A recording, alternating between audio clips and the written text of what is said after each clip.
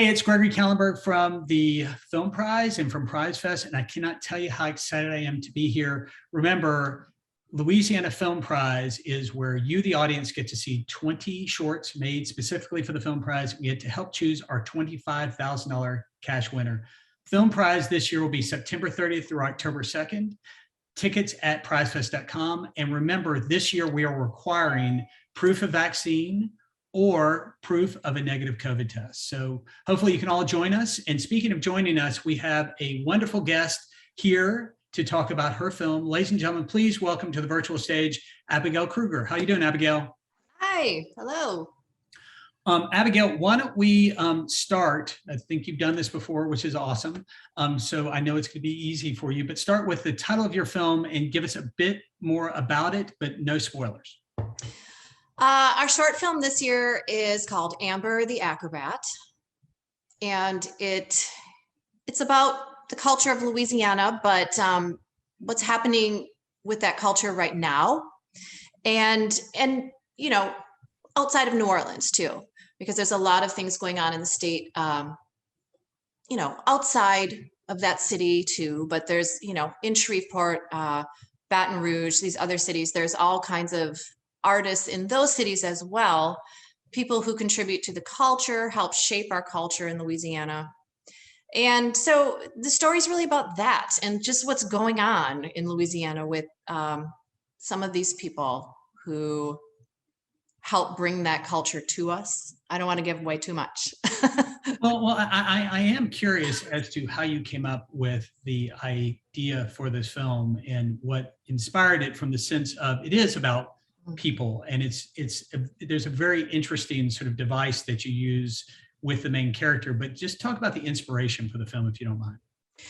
So it's actually the third short film I made based on the same book, and that's the Shrevepoet book that I started writing in 2017. And it's about a group of people that live and work together in Shreveport, and it kind of centers around this bar, but they're these people that their lives are really intertwined.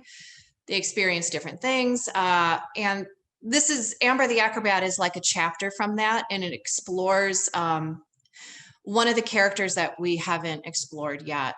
And she's a fascinating character. And she was inspired by a lot of women. Maybe there's a lot of my old boss from Las Vegas in her. This woman who ran this big showgirl show, and for years she ran it. And she was tough as nails, but she really had a wonderful heart, and she really cared about people. So there's a lot of her in that character, but then it's also a combination of like other women that I've known in show business, some of my experience, etc. So I don't want to go too much into it, but she's a fascinating character. And so, you know, we wanted to kind of focus on some of the issues that she's thinking about as a woman, challenges that she's facing in the moment, in this moment right now. And so when you look at really what has been your experience and what drew you to Film Prize, what is that? I mean, you know, again, you talk about this idea of it being sort of a part of a trilogy, which I think is really interesting. And I'm curious what got you here first and what got you the other two films that are there too. Yeah, that it all sort of happened by accident. You know, because I had a live stage performance career, and I wasn't necessarily setting out to be a filmmaker. And I was like an aerial acrobat that fell into filmmaking. That's what I like to say. Anyway, sorry. But yeah, I ended up in Shreveport because I married somebody in the Air Force. And so we were living there like 2013 to 17. And when I was there, I ran a live stage production company, and I started hiring, you know, performers to put on these stage shows. And we were really coming up with some amazing concepts and imagery and live stage things. But then we had to move, and we had to move to DC. So I had to pull the plug on that company. And then I wasn't ready to let go of these characters that had started to form in this setting that we were performing in these old nightclubs in downtown Shreveport, right? We were actually performing in those clubs and using those clubs and rehearsing. And so I wanted to develop those characters in a story that's current, set in today. I didn't want to set the story in like a bygone era of Louisiana, because all of this culture that's, happening in Louisiana, it's happening now. Like right now, as we speak, there are dancers and singers and musicians and composers and writers and muralists and artists. All of these people live in Shreveport right now, and they contribute to the culture and help shape the culture of Shreveport right now. And in Louisiana, they are creating that culture of Louisiana right now. And what are they experiencing right now? And what's happening in our country right now? What's happening in our culture right now overall? And so the story kind of pulls all those elements into it. But I had known Clint McCommon in Fairfield Studios when I lived in Shreveport, because I did some work for them as a choreographer, and I did some videos, and I knew that he would be available to bring a few of my characters from this story that I wrote. And so I called Clint and I said, I know I'm in DC now, but can I come down and make a video with you? I just want to bring some of these characters to life, and I want to see what they look like on film, because the thought of making like a musical stage show or a big live stage show just didn't really seem feasible. And I thought it would be easy to put them on film.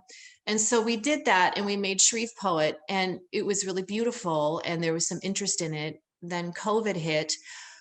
But, when I made Shrevepoet with Clint, the first film we made in this, that was the first film I ever made in my life. I had worked on films as a choreographer, and I had been on camera, as a performer plenty of times, but directing and writing, that was the first thing I ever did. And I was hooked. Like, it was such a great experience. And I found this joy and this inspiration and this passion in filmmaking that I had not felt in a long time. Because when I left stage performing, I really had struggled to find my passion as an artist and my direction. And I knew I had all this creativity that I wanted to still, use. But it was interesting too, that I had already had my foot in the door with filmmaking when COVID hit, because then it was like, okay, yes, I'm going to keep going with the filmmaking, because my live stage industry right now is completely dark. It's dark. And we made the second one, Green's Alley, that was successful. And then, it was submitted to the Academy.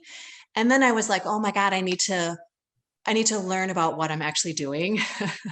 I need to know what I'm doing. And, I do not have the privilege or the opportunity to go to film school. I don't. It's not a possibility, because, I have 2 kids. My husband is an active duty military member. That means that we can move any moment. And so, just affording it and being enrolled is all too difficult for me. So this year was my year where I buckled down and I read book after book about filmmaking and screenplay writing and directing and cameras and lenses and sound capture. And I said, this is the year where I want to up my game. I want to know exactly what kind of camera and what kind of lenses I want for Amber the Acrobat. I want that to be different, because this is going to be an indoor film. I want it to be more of a portrait feel, like it's a piece of art in a museum that we're looking at, because we're inside this beautiful building that's so extraordinary and so unique. And I knew, being able to film in that club, in Club Chicago in downtown Shreveport, I know what an amazing opportunity that is, because trying to find something like that in DC, where the owner says, okay, sure, you can come in, and, but I knew the owner of this club, Club Chicago, because I worked with him in the past, so we had a friendship. And I just knew how lucky I was to have this setting in this place. And I really tried to, like I said, school myself and be ready to, take this craft very seriously. So that was my year during COVID. I study. love it. I love it. And it really shows. And I'm curious what that shooting experience was like. I mean, Yeah. making the film almost, it seems, first of all, you did a beautiful job in showing sort of Shreveport as a landscape and a backdrop. You also did a great job with your interiors, but even beyond that, it felt like it was a gathering of friends. It was such an amazing energy there. Can you talk about that experience, that shooting experience for your Film Prize film? Well, it helps that, we are friends. These are the company of actors and dancers that I've known for some time. And so, we trust each other. We have a great working relationship and loyalty to each other. So when we show up on set, all the basics are there. Everybody's taken care of. Everyone's treated with respect. All the rules are followed, et cetera. And we try to make a nice, comfortable set. But what is stressful is that I have to fly in or drive. I usually drive from DC with all my costumes and all my junk, and we usually have 2 days to film. That's it on location because we have to get it quick, and I have to get back to DC because I have children, and I don't have the luxury of filming for 2 weeks or 3 weeks, and I wish I did. So for this, there was a lot of continuity, and there were a lot there's some traffic patterns and things like that, and I knew that everything, we had to get it right the first time. We cannot go back and have our retakes. Like we can't do it. It's impossible. So to be on set is like to make that film independently. You're wearing like 10 hats, right? You're doing the production and the costuming and the casting and craft services and everything that's going on. But to get the continuity correctly in that film was so challenging. But I had an assistant director this time. My cinematographer knew his script. So we worked together as a team, and we did lose 4 hours of imagery on our second morning because we lost our data during. We had to quickly refilm everything, and it was like, oh no, the pillow has to be in the right arm, and that everything had to be exact, and it was really stressful, but everyone stepped up to the plate, and that was an incredibly stressful moment because we knew we just lost everything, and we have to get it. We have to get it. We have to redo it. And so that was a kind of a nice test. It was a nice experience as a director. Okay, am I going to lose my mind and freak out, or are we going to all just calm down and retrace our steps and redo, because those things happen. So it was kind of a neat experience in a way. And then we got everything that we needed. And of course, I find flaws, but, Yeah. considering. I love it when someone gives a terrible experience and says it was a great experience in a way. It was, though. But Yeah. I'm curious, if you could describe, your name's been called, I think this is the third time you've made it into the top 20, which is a huge kudo to you and your Thank you. talent that you've honed over the years. For those filmmakers who are out there who are considering doing the Film Prize in the years, next year or whenever, how do you describe that feeling of having your name called once you've done all that work? You realize you're competing with a vast amount of filmmakers from across the nation. Now, the quality level of Film Prize is so high. What's that like, getting your name called to be in the finals to compete for that $25,000?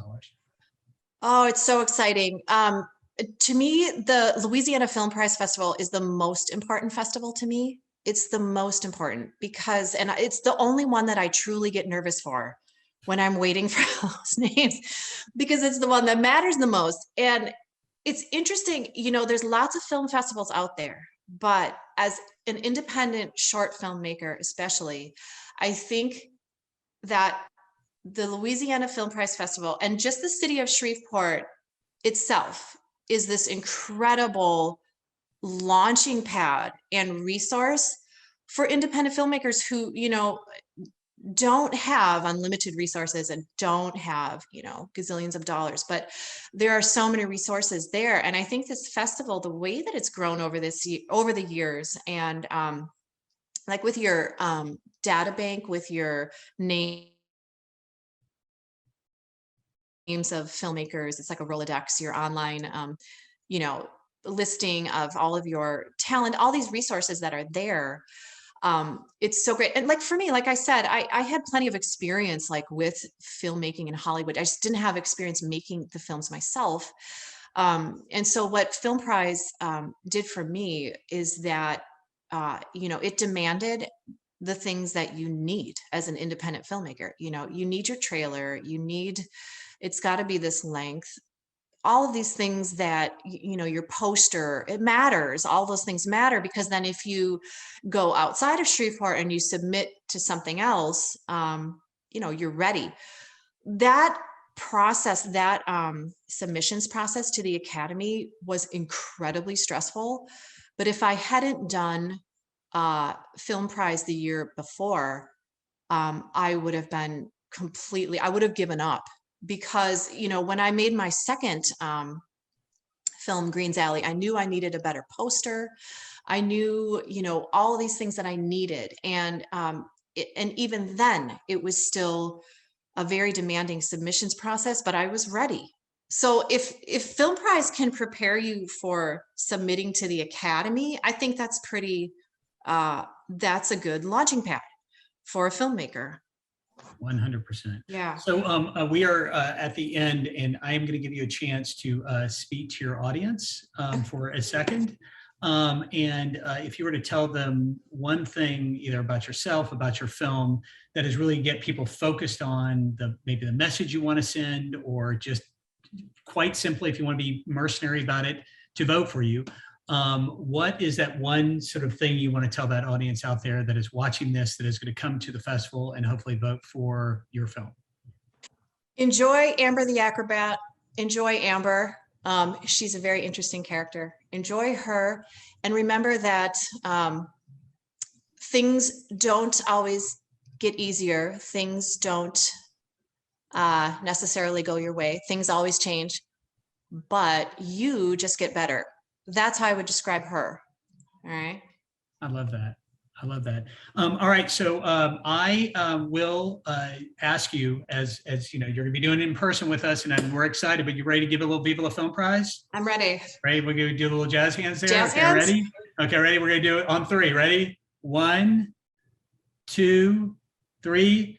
Viva la Film Prize! Ladies and gentlemen, that is filmmaker Abigail Kruger. Remember, you can get your tickets for Prize Fest at prizefest.com. Film Prize will run September 3rd through October 2nd. And an important fact is that this year you have to show a proof of vaccination or a proof of negative COVID test. Abigail Kruger, thank you so much. We will see you on the flip side. Thank you so much. And again, beautiful film, and we can't wait to see you in Shreveport. Can't wait to see you. See you in Shreveport. Peace. Bye. See you soon.